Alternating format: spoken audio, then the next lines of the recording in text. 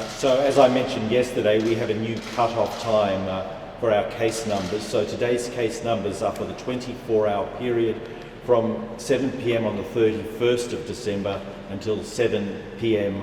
Last night. We have 3,587 new cases to report.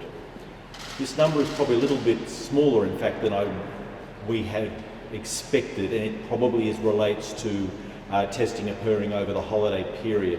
So it won't be a surprise at all if in the next couple of days we see a significant increase in cases as more samples are tested and more people come forward. So that won't be a surprise in the next few days if we see a significant rise in cases. That brings Queensland's total to 19,707, and we have 16,688 cases currently active. There are now 5 people being cared for in our intensive care units, but none of those patients are on ventilators. None of them are on life support. Clearly, the disease we are seeing now is of a severity that is significantly less than was seen prior to vaccination worldwide, overseas and in Australia. With 16,688 active cases and only 5 people not on life support in our intensive care units. That number is quite low indeed. So this is a vastly different disease that we're seeing. It's the disease severity to what was seen last year and prior to vaccination. The issue we are facing, though, of course, is that with the degree of contagiousness of this virus, we're going to be seeing very large numbers of cases. Even though the severity is clearly going to be less, we are going to see very large numbers of cases, and a small proportion of a very large number is still a large number.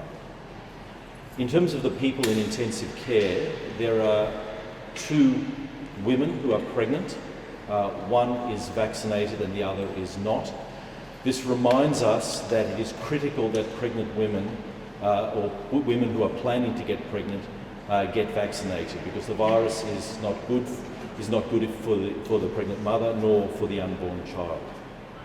Many people aren't aware that in pregnancy your level of immunity is slightly suppressed. The theory is that it's to prevent the mother's body from rejecting the baby as a foreign invader. So pregnancy is very slightly lowers your level of immunity in pregnant women.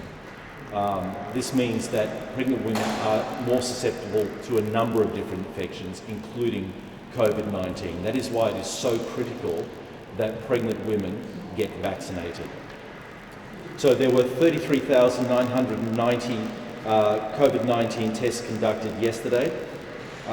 There are 165 cases in hospital, with 112 requiring treatment for COVID-19. So those numbers are up as well.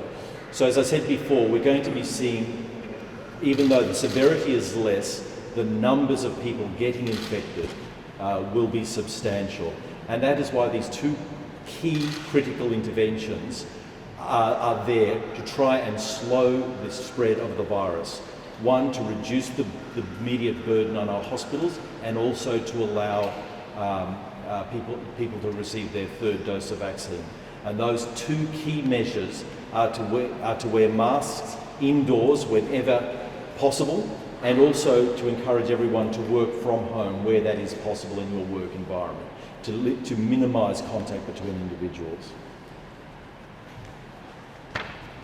So there were the state vaccination clinics administered 445 doses of vaccine, and the Commonwealth did not actually release any updated vaccine coverage data yesterday. So as of the 30th of December, vaccine coverage was 90.67% of the 16 plus population having at least 1 dose, and 86.60% of the 16 plus population having at least 2 doses.